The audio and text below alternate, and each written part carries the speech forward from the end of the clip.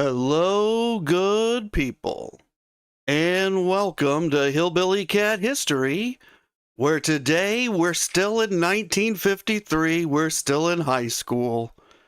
We're going to school with Elvis Presley, and we're going to do that as soon as we come back from this song, High Gun, High City of Angels Girl.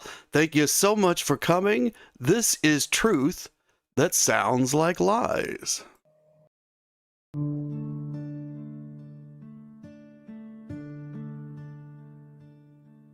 No whisper in the family halls, no doctor's word, no shadow calls.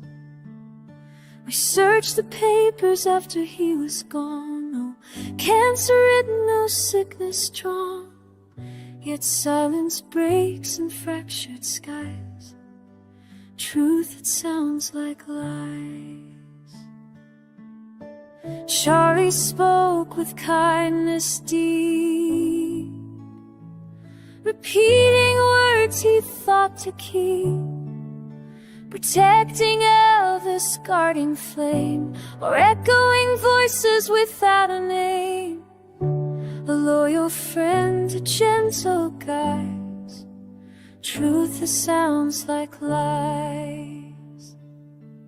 Three voices sing in broken time, each one honest, each one blind.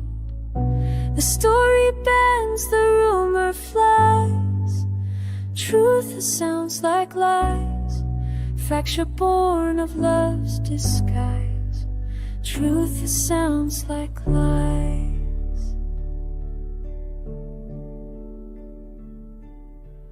At Graceland's door, the doctor came. Vernon ill, his body lame. A secret spoken, hushed and great. Bone cancer spread beyond the grave. I carried words with tearful eyes, truth that sounds like lies. Cells that look like death's disguise, stained and studied, no disease inside. Not cancers marked but nature in. Her body a breaking, nothing to mend. Science clears but rumor cries, truth that sounds like lies. Each heart believed what it was told, each hand held fragments, shards of gold. But when the pieces fail to bind, the world calls false what's true inside.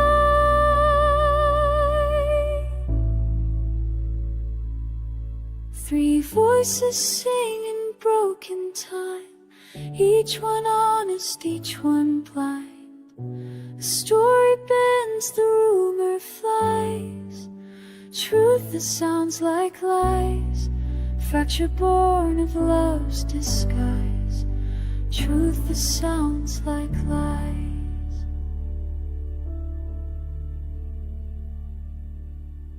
In the silence of the king's last song, truth and rumor both belong. A sacred ache beneath the skies, truth that sounds like lies.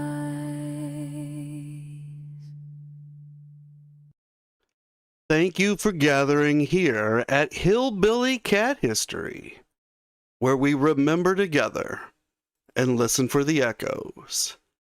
And now is when I would normally move on to our newest feature, What's on the Bookshelf. But I'm actually going to skip that feature today because another book was brought to my attention, a book I don't have. And this is from City of Angels Girl. She asked me what my opinion of a book I haven't read yet is, and if I thought it would be worth purchasing. So I thought this would be an interesting way to go through how would I decide if I wanted to purchase a book with my Elvis Presley dollars. So that reminds me that I wrote a book, and the book we're about to look at was published early this year in January. Mine was published last year, so it's kind of recent. It's Colonel and the Boys from the Desk of Colonel Parker, and it reprints a letter that the Colonel sent to Elvis and the Boys in 1960, pretty soon after Elvis had come back from the Army. And Colonel tells him exactly what he thinks of what the boys are doing and what they should be doing. And my book is really, really cheap. I'll put that out there too. But that's not the book I was asked about. It's just an opportunity for me to do some self-promotion. Colonel and the Boys from the Desk of Colonel Parker, Matthew Strader. Hillbilly Cat History. Now here's the book I was asked about. It's Breaking Elvis, Untold Secrets of the King. And I have to admit, as I flip back to my book and then I look at his, I like his cover. But he's got Elvis on it. And unless he applied to EPE and got trademark authorization to put Elvis on his book, that's kind of an issue. I think this is a self-published book, so it might be an issue, but that's up for him to figure out. This is Breaking Elvis by Lance H. Robbins, and perhaps he is working with EPE, which makes him a lot more official than I am. His book seems to be selling on, at least the Amazon I pulled up, for about $53. So would I pay $53 for a book that says he was the most desired man alive, the most controlled star in the world, and the most haunted, celebrated, idolized legend in music history? For decades, bodyguards, girlfriends, insiders, and hangers-on spun their own versions of Elvis Presley. Some protected the myth. Others exploited it. Others stay silent. Breaking does something no traditional biography dared to do. It cracks the image wide open. This is not a tribute book.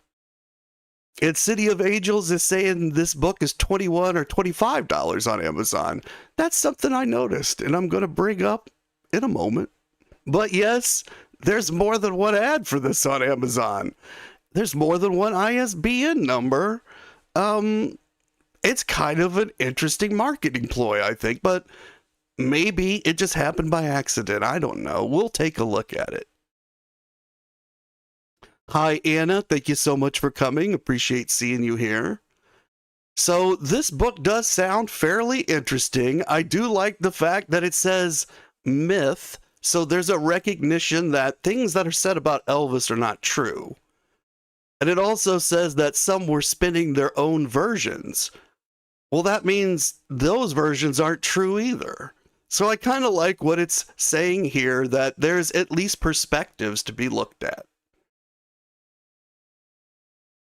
So let's take a look. So something that I always do if I'm going to buy one of these books, especially if I was to spend $53, is I would hit this read sample over at the left-hand side underneath the picture. I'd also look at the back cover. They got a picture of it for you. That lets you get a little more information.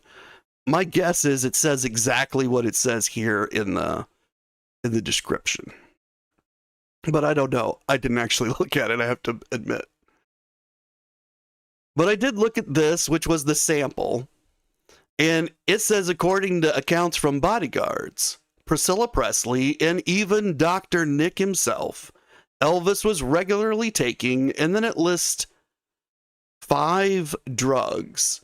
Demerol, which is an opioid painkiller, Placidil, which is for sleep, Dexedrine, which is a stimulant, Valium, which is anti-anxiety, Amitol, and Seconal, which is barbiturates. So there's 5 drugs on this list. They're all kind of sensational drugs, because when you mention these drugs, the thought of abuse immediately surfaces. Elvis was taking a lot more drugs than this, and not all of them would have been sensational. But those aren't listed in this particular area. It says he took these all and more, often all in one day. So I don't know about you, but I'm in my 50s, and by prescription, I have to take 4 a day. And I only have to take them once a day, but I've known a lot of people that have to take prescriptions in the morning and prescriptions at night, and they're usually taking 2 to 4 pills at a time.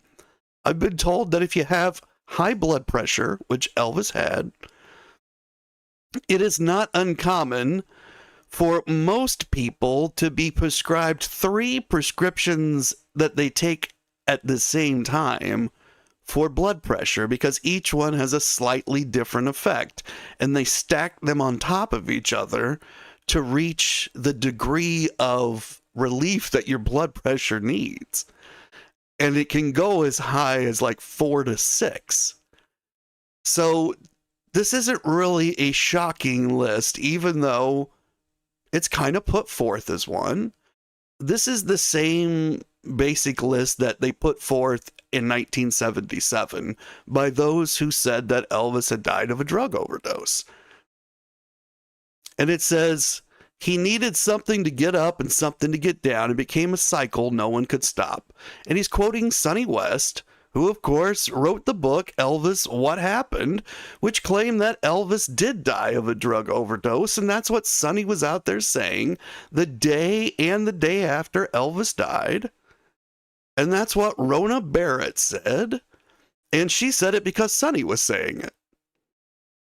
But the guy who actually did the autopsy says no drugs involved in the death, and he said it over and over. Now, did Dr. Nick also talk about these drugs? Well, of course, he was prescribing these drugs. Hi, Big Money Mike. Thank you so much for coming. Appreciate seeing you here. And City of Angels Girl says, didn't one of the Stanley brothers say the same thing? Ricky or David? Yeah. And the other thing that I want you to notice is that this list of drugs that comes up, well, if you were a user or an abuser of drugs, these are the drugs you would focus on. If you were someone that was taking drugs from Elvis Presley, and they've all admitted that at some point, although they call it, they were substituting placebos and such, but in the end, drugs were taken. Now, was that the only time drugs were taken? I mean, I don't know. But if you were looking to take drugs, or if you were noticing something that you coveted from another person, it would be what you wanted to have, right? That's what you would notice. If Elvis was taking 100 drugs that didn't have the effects these 5 did, why would you notice? You don't want them. Now, this talks about the writer, and it says he is a writer, television series, and movie producer, and a former network executive, so he's worked in TV. And more importantly, a lifelong Elvis Presley fan whose love and obsession for the king began in childhood and never stopped. That right there, even though I might not like the way that he put the book together or what he finally comes to say, that is interesting to me right there, because he's been a lifelong fan. So he's done a lot of work here to form his opinions, and they're certainly worth listening to. Are they worth paying $53 for? I feel like that's an inflation of ego in his own mind, but he has published other books. He is a published author. He's done these other things, so maybe.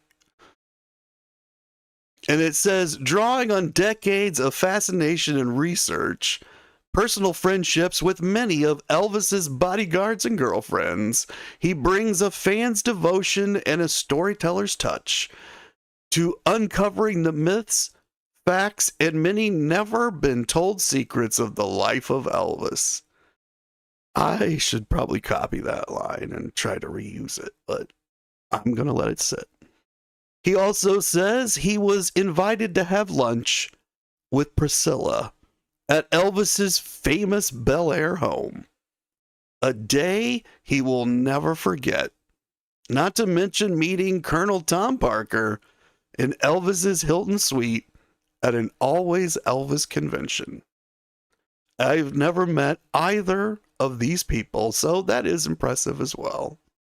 I'm not sure if it lends you credibility for your book, but if I had done it, I'd probably have put it in here too. This is a list of resources that he used. Let's go back. Did I miss something here? Oh, I wanted to highlight the personal friendships with many of Elvis's bodyguards and girlfriends. That's the other reason I'd like to see this book, is because he's apparently had conversations with the bodyguards and girlfriends, and I don't think we're going to learn anything new from those conversations, but I'd still be interested in seeing them. There might be some new information there to glean. These are resources that he used. Alana Nosh, The Colonel, Extraordinary Story of Colonel Tom Parker, and he notes that that's where he found Parker's contracts and the drug aftermath. That's true, but you've also picked up Alana's spin when you do that. And Alana certainly has spin. I love Alana Nash.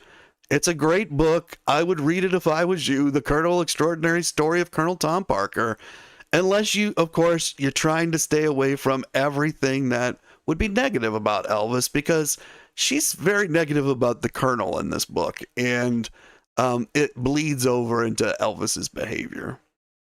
And of course, she has her own view of Elvis's romantic behavior in Baby Let's Play House, Elvis and the Women Who Loved Him. But these are two of the staples of anybody's Elvis library if you're big into reading books about Elvis. This says Ann-Margret, My Story. Now, I haven't read that. That must be her biography or autobiography. I bet that's good.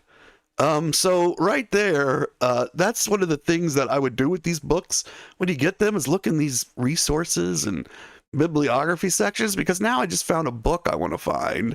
This Ann-Margret, My Story. I bet she talks about Elvis in there. And it says she talks about the Viva Las Vegas affair. And Charlie Hodge, Me and Elvis. This is another great book. One that you definitely want if you're an Elvis fan. And City of Angels Girl says that she'd never read her book. Ann-Margret's, I think is what she's saying. Hi, Elizabeth. Thank you for coming. Appreciate seeing you here. And Dixie Locke Emmons, that was Elvis's first serious girlfriend, not his first girlfriend, as we've already seen in his high school years here, but this was his first serious girlfriend, and she's written a book called Unlocked. I have not read that book. I really would like to. It's one I got to find and get into. Hi, Linda. Thank you so much for coming. Appreciate seeing you here. I am getting you. I'm wondering what's going on. A couple of other people have mentioned they're having problems in the chat. And Elizabeth says that it's a very small part of Ann-Margret's book, but that yes, she does talk about Elvis. Well, that's good to know too, so I don't have to put it too high on the list, because she doesn't talk about him for long. Now, here's a bunch of other books he used. Ginger Alden's Elvis and Ginger, another great book. Jerry Hopkins, A Biography and the Final Years. That's basically the same book. Well, I guess it's not really. Jerry, I really like Jerry's books. He's also the guy that wrote, is it Light My Fire? Or it's a Jim Morrison biography. It's really good. And Jerry Schilling, Me and a Guy Named Elvis, it's another one you got to have. Joe Esposito, Good Rockin' Tonight. If you're looking to assemble a library of the people around Elvis, these are, of course, must-haves. And if you're reading books that other people have written, you're kind of assuming they've read these books.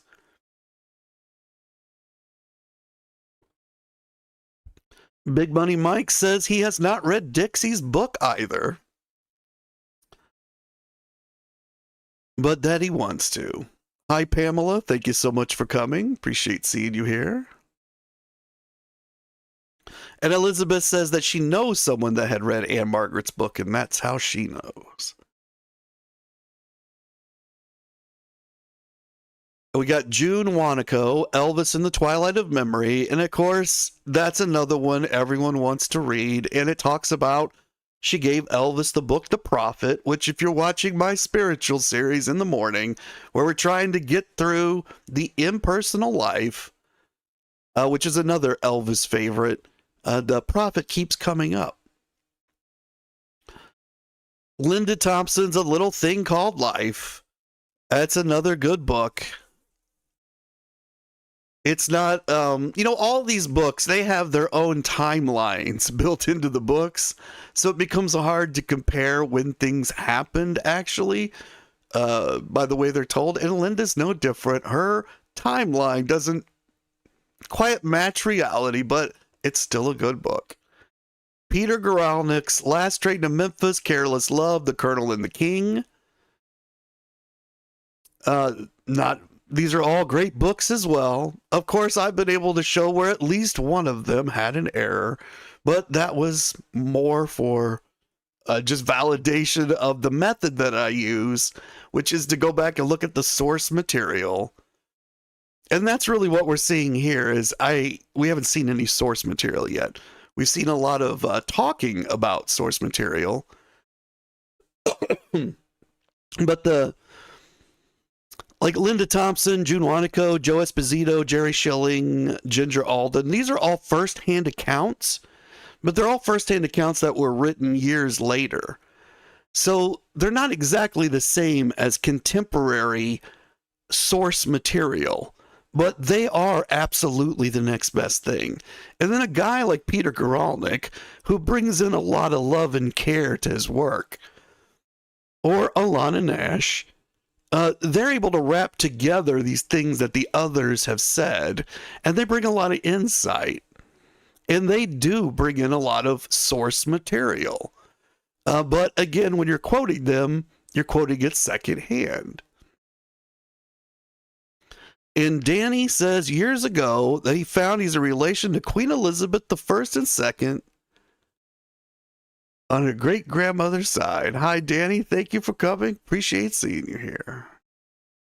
And he used Priscilla Presley's Elvis and Me and Softly As I Leave You. Can't say I've read the second one yet. Not sure I'm going to make it into the second one, but it's available out there. Red West, Elvis, What Happened? Sunny West, Elvis Still Taking Care of Business. Of course, these are books that are written by people that Elvis had split with by the end of his life. And Elvis, What Happened is certainly filtered through a lens of anger. Elvis Still Taking Care of Business, it's a much calmer book.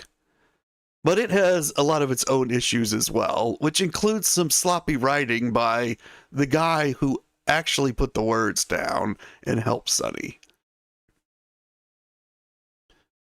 Now, it is kind of interesting that this author doesn't credit the authors of Red or Sonny's books or the other people's. He just puts down that they wrote them. There were certainly other people that actually put the words onto the page. They are the very important part of the book because they're crafting the voice that eventually comes through.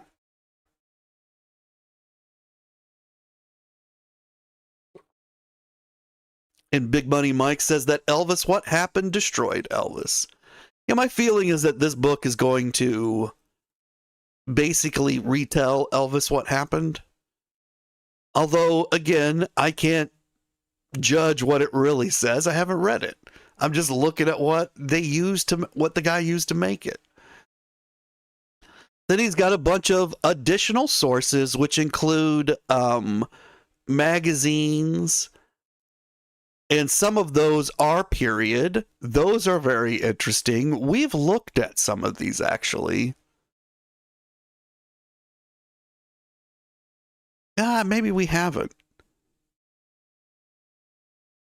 We may not have looked at these exact ones, although the Star, the 1970s tabloid, we've looked at a bunch of them.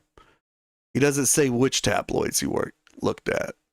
It'd be interesting to know if he brings forth the fact that Elvis knew about his enlarged colon, because we found that in the tabloids from Dr. Nick. I'm not seeing Dr. Nick's book on here, even though he's saying he's quoting Dr. Nick. That's very interesting. It's not here. I feel if you're going to quote Dr. Nick, you probably should use his book, at least a little bit. Rona Barrett's Hollywood, 1970s TV gossip. So, I use Rona, but not to show facts, right? Like, she's for color only because she doesn't have any facts. I would be very careful using Rona Barrett's Hollywood. Of course, I don't know how he's used it in this book. And City of Angels Girl says that she has a book coming tomorrow, Elvis, a psychological biography of Elvis Aaron Presley. I have not seen that one either, and the title does sound very interesting. Here's a bunch of newspapers that he used, as well as online archives. Now, that's cool too, because the newspapers are source material. So that again tells me he's done some research. It also tells me that if you wanted to reprint Elvis What Happened or support the things that were said in it, this is what you would use. Now, I would also use all of these, but to kind of show the opposite. That's why I can't really judge what's in the book, just from the way he's positioned it. And here's another ad for the book. You could get it in paperback for $21.99, but if you want it in hardback, it's $30. However, that's still less than $53. Now, the way this works is Robbins put up both of these ads, and it created two different ISBN numbers. And he's selling the same book under basically just two listings, is the way that Amazon works, I think. So it's very interesting because it makes you feel like once you find the $29.99 hardcover, you're getting a heck of a deal. And maybe you should go ahead and order it. It's very interesting marketing. It basically costs nothing, and you might make $53 off some of your books. I don't know. Now, is that really true, that the way he did it? This one came out on January 2nd, and the other one came out later in the month. So I don't really know what happened. I do notice that the picture shifted a little, so maybe he was just trying to put it back in there. Because if you've tried to use this publication system, it does have its own unique things that you've got to know about getting these books into the system.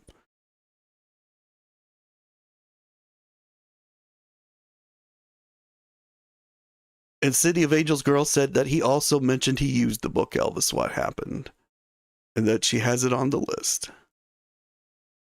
Now, if I had $53 that I was going to spend today on an Elvis Presley book, I think I might get this one, which is My Army Days with Elvis, Friendship, Football, and Follies by Johnny Lang, who served in the army with Elvis, hung out with him in Germany. There's a lot of great interviews with Johnny Lang on YouTube right now. Johnny has some great stories, and he basically just hung out with Elvis for a couple of years. But he's wrapped them all up into this book, which I don't have and have not read yet.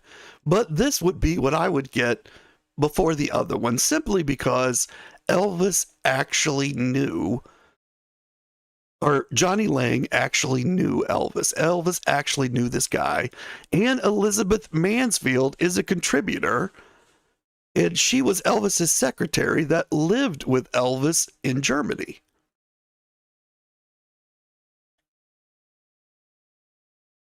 And Big Money Mike says he would like to get Johnny Lang's book.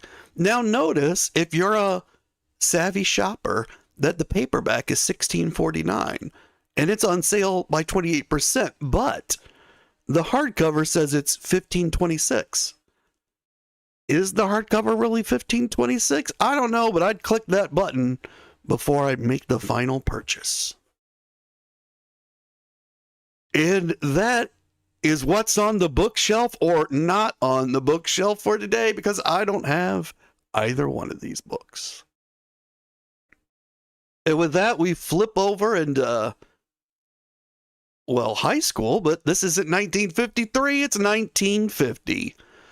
And this is the Herald Yearbook, and this is a picture out of it. And you can see that Elvis has a circle around him, a lighter circle, so that you can see who he is. And something was written next to him with an arrow, and a girl, it looks like the arrow is pointing from her to Elvis. Not really sure what's going on there. I know that the yearbook was owned by a lady named Shirley. I'm wondering if that's Shirley, and if she had a crush on Elvis. You guys remember the myth that Elvis didn't have any girlfriends in high school. These girls just didn't want anything to do with him. Yet here's one, got an arrow going from her, unless somebody else wrote that in the yearbook to make fun of this girl or something. I have no idea, but we can see the girl, we can see the arrow, and we can see Elvis smiling. And this was 3 years before he graduated, so this would have been his sophomore year. Is that right? Junior would have been 52. No, this would have been freshman. His first year of high school. And Linda says that she wants 30 pieces of silver, but hasn't gotten that. But she also likes positive books about Elvis, and there's not many of them out there, sadly. Here's a picture we looked at yesterday about Elvis's high school years. And I've got some more stories about his high school years. Let me read one of them now. This is from Dwight Malone, who went to high school with him. I'm not sure if he's in this picture. He says Elvis was different. Most boys had crew cuts and wore t-shirts and blue jeans. Elvis would appear at school in a pink jacket and yellow pants and a ducktail haircut. He was quiet, very courteous, and largely stayed to himself. I did play touch football with him on the triangle at Lauderdale Courts. He was not fast, but he had very quick movements. He had those swivel hips even then. When he caught the ball, he was difficult to tag. He could swivel out of reach in a moment. To tag him, a player had to grab him and hold on until he could apply the tag. Elvis and Warren Gregory were close friends. Warren was musically gifted. He could play piano beautifully. The guitar, the trumpet, and any other available instrument.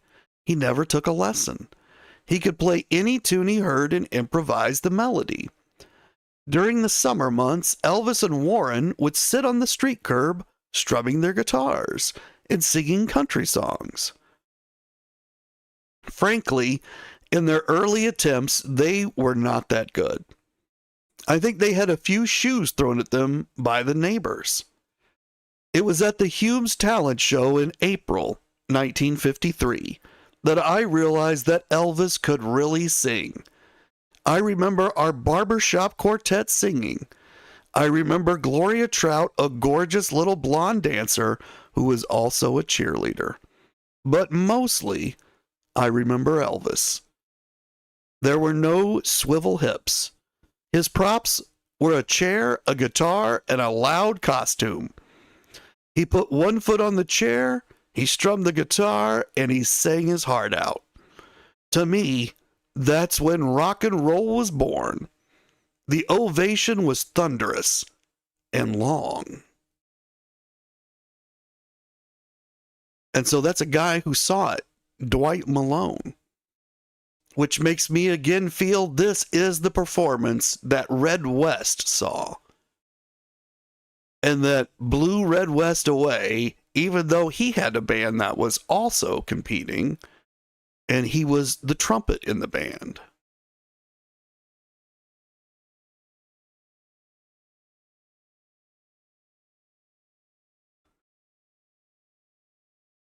Now, here's a picture of George Klein. He was the president of the class, and of course we saw this yesterday. And there's Elvis. That's the picture that was part of that big picture we just saw.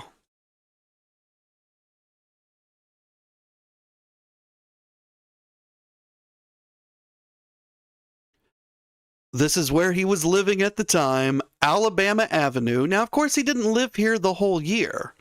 He didn't get here till about April. So when he was doing that talent show, they'd really just moved into this house. And they'd moved around a couple of times since they left Lauderdale courts in January.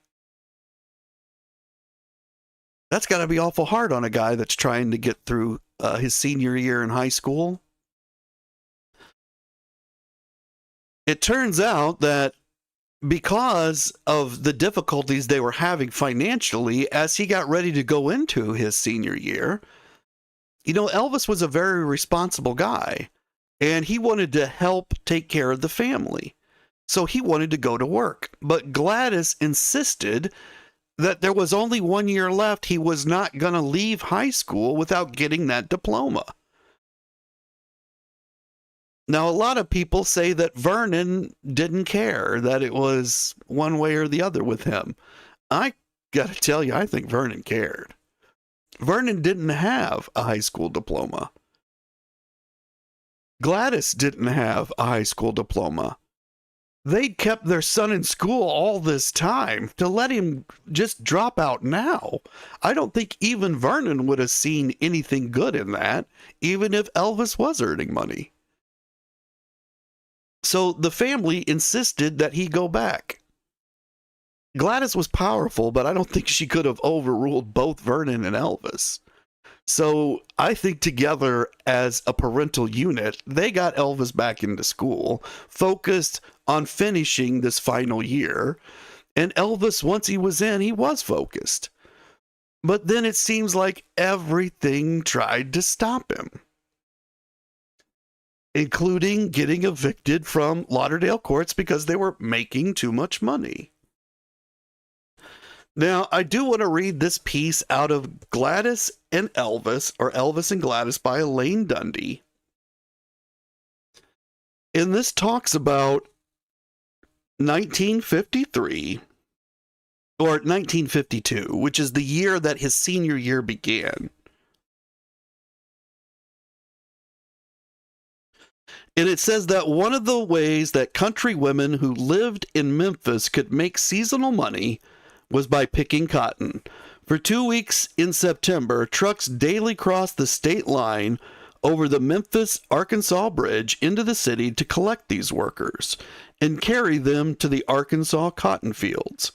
It was hard work, but if, like Aunt Lillian, who was Gladys's sister, who had also now moved to Memphis, so this tells us that by 1952, Lillian, Gladys's beloved older sister, the one who truly was Gladys's mom, she raised her as her mom because Gladys's mom was always bedridden. So for all those mom functions and those things that a mom has to do outside the house with their child, that was Lillian with Gladys. So Lillian is now in Memphis. And this says, you enjoyed being in the open air rather than shut up in a laundry or a garment mill, as she still proudly remembers. You could pick 150 pounds a day and the money was good. Gladys didn't talk it over. She didn't say anything about it to anyone, but the day she went out and joined Lillian and the rest of the workers in the truck over the bridge, she had that look on her face that Elvis knew meant nothing would stop her. So this is what Gladys did in order to ensure that Elvis went to school for his senior year. She went for 2 weeks and picked cotton every day, even though she lived in the city. But she got to do it with her sister Lillian.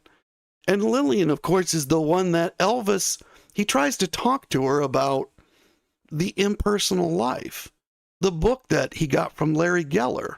And Larry Geller's in the room. This apparently is sometime in 64, 65. And Lillian gets very upset. And then after Elvis passes away, Lillian reveals to the tabloids that they were estranged for those last few years.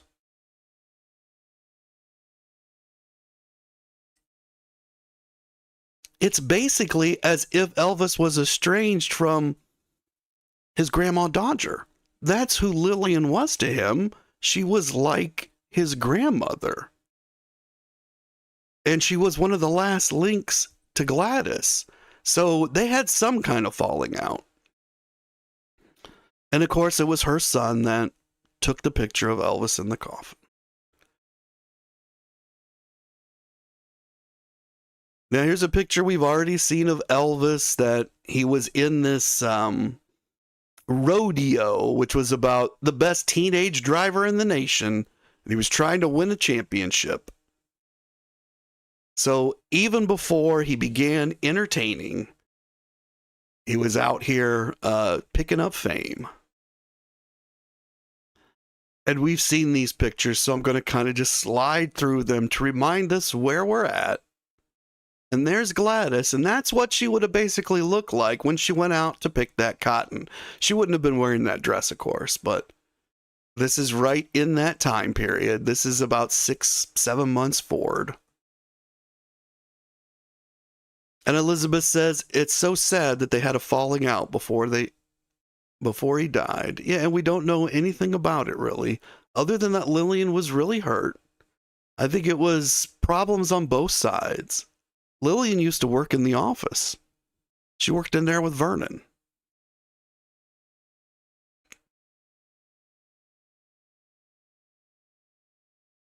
There's the prom room that they went to at the Peabody. There was his date to the prom. Sometime, I believe, in May of 1953. I've never been able to figure out the exact date.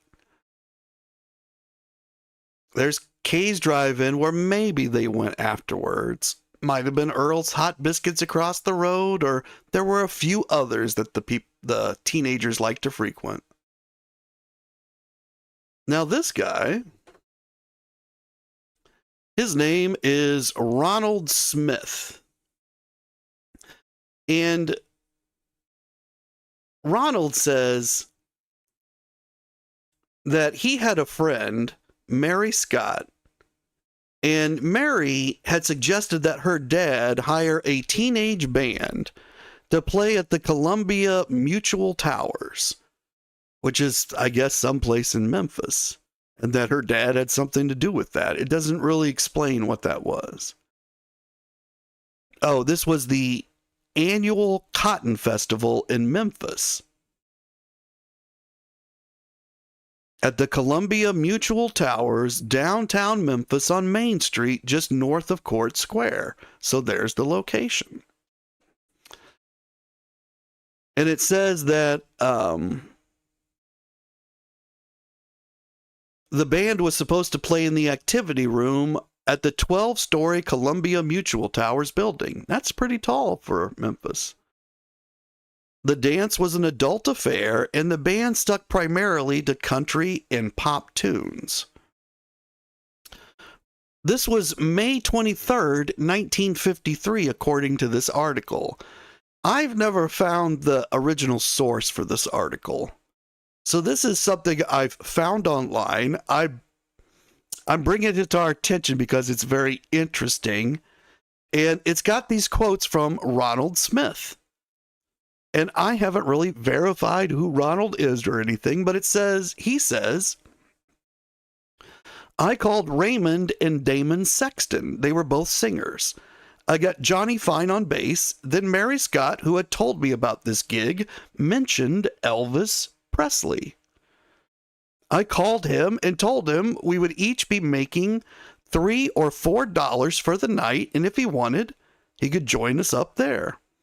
When Elvis showed up, Raymond and Damon and Fine huddled on the corner side of the building. They said they didn't want to go on if Elvis was going to be on stage also. So just Elvis and I ended up performing. Now that's kind of amusing, right? Why would they not want to be up there if Elvis was there? He couldn't have been that famous yet.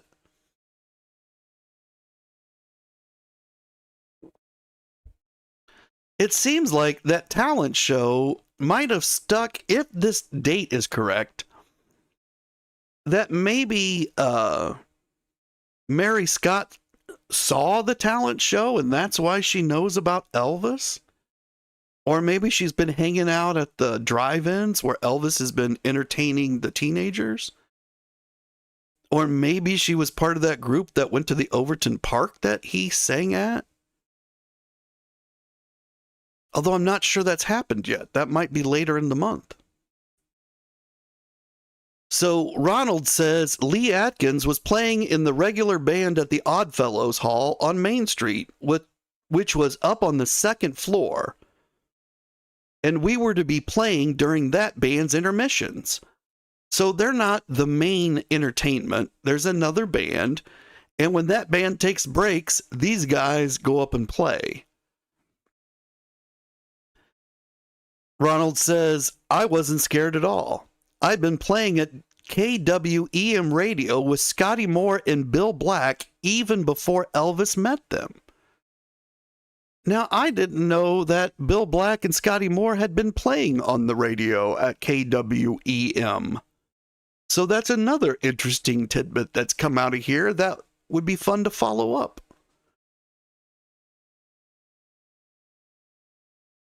Ronald says, anyway, just the two of us went on. There wasn't anything Elvis couldn't sing. Bluegrass, country, gospel. He was nervous that night, but years later, he learned to turn that nervousness into a positive and let it work for him. He was so nervous, he kept dropping his guitar pick, and finally he said, I'm just going to leave it there, and kept on picking and singing. I think he was nervous because he wanted to be accepted. He sang Marty Robbins. He sang Crying in the Chapel. He sang Money, Honey. He sang Trying to Get to You. We sang the intermissions, and man, they were long intermissions. And that's the story about how Elvis was performing in Memphis on May 23rd, 1953, if we're to believe Raymond, although I don't find that Raymond actually gives the date, so I don't know how they set this date. But apparently, even if this is a little while later in 1953, Elvis is entertaining crowds. Before he ever met Scotty or Bill, he's out there singing in public. We've already seen performances at the Overton, although we don't know if it was in the Shell. We've seen the talent show. There's a minstrel show that he did at school. Both are school related. So was the Overton thing, but he's out there. He's singing at the drive-ins that the kids hang at. And Ronald mentions his interest in gospel.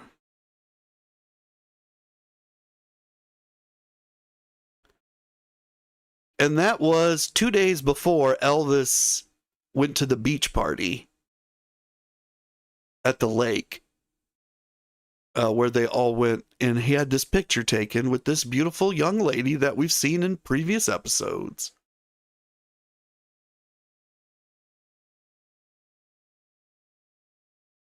And then this picture, which I think is probably later, probably 1954. I'm thinking something like September or October. Maybe early 1955. But Elvis looks so young here. Now we're back to the Herald. This is George Klein's yearbook from 1953 that we were looking at yesterday. And there's that picture with Elvis circled in the background of the picture. But now we're going to take a look at the inside, and this is a reproduction of the inside, but it gives us an idea of what it looked like. 1953 Senior Herald. And they have a picture of the school here on the table of contents. And a picture of the principal, Mr. Brindley. I think that's the guy that we heard paddled Elvis, and the other guy, I think Luther Nall, he talked his way out of it and ended up telling Elvis later. Here's the front entrance to Humes High School if you've never seen it. It is very grand.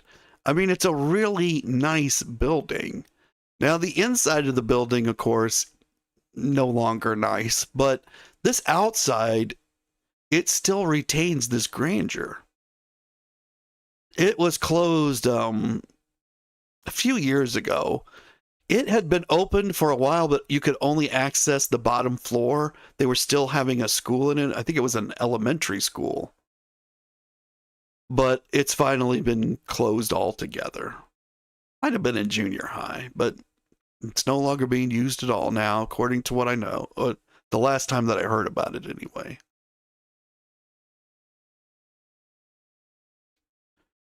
And this says, the principal's message, a good name. A school's good name is rather to be had than its beauty of architecture, its beautiful decorations, or its landscape. Thousands of boys and girls have graduated from Humes who have contributed to its splendid reputation as an outstanding school.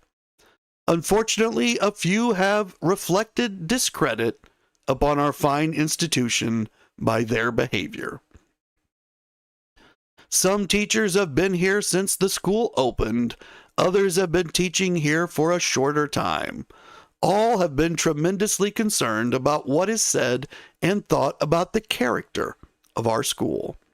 A good reputation makes Humes better. A bad name hurts the school and the community and is embarrassing to the faculty and the students.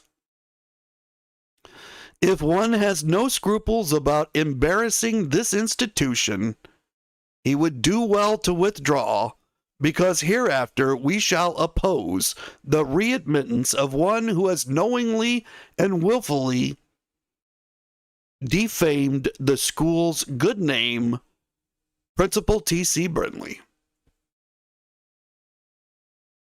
Well, that's quite a cheerful message for the school, everybody who's getting this yearbook. I don't think any of my yearbooks had that kind of message, but I don't really remember. PTA officers. This is the Parent Advisory Committee. And you can see a big list of names here, people that are concerned about the education their children in the community are receiving.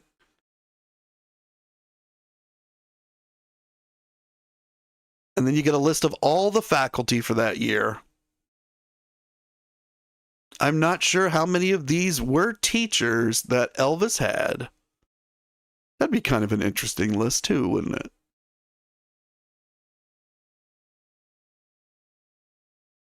And at the bottom, it has retired faculty members. I wonder what that's about. Did they retire this year? Is that why they're being listed here? Or were they already retired? And how long do you get to be printed in the yearbooks if you were retired? And here's the senior officers. You can see George Klein up there at the top. He's the president. You can also see a lot of things that have been signed that we can't really read. But you can see that these yearbooks were passed around. People put their autographs in them. This was something that you thought when you had it done that would remind you of these times forever. Now, I don't know if any of you still have your yearbooks, but when I look through mine, what I see is a bunch of names and inscriptions from people that I can't remember exactly who they were. Isn't that terrible? But I can't remember who most of them are. And most of them only signed with a first name. And there were only like 120 some people in my class. Well, 220. And then there were roughly 3 other classes that size to make up the whole high school. Now, how big was Elvis's class? I don't know the exact numbers, even though we've seen the listings. But this is where we're going to leave it for today. I hope you found this episode interesting, and I'd like to thank you for spending your time here with me. I appreciate it.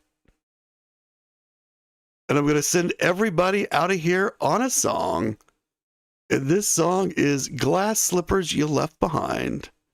You all keep on taking care of business.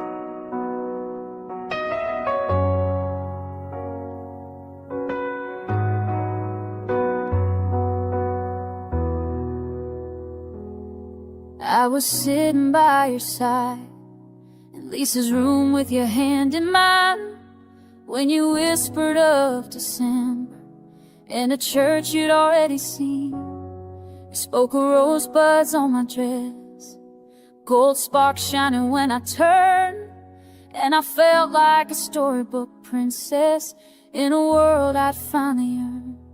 You said you'd tell the world in Memphis, 2 weeks and you'd say my name. Talk to children in the quiet like a candle's gentle flame.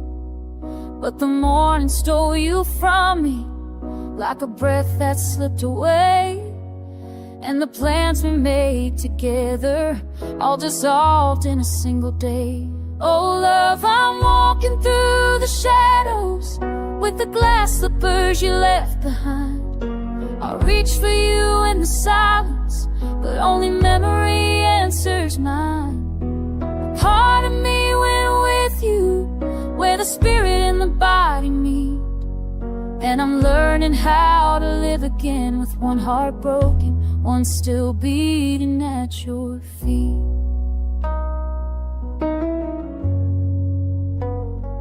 You said life and death were woven, 2 threads in the same design, but I shook as I knelt beside you, calling your name like it still was mine.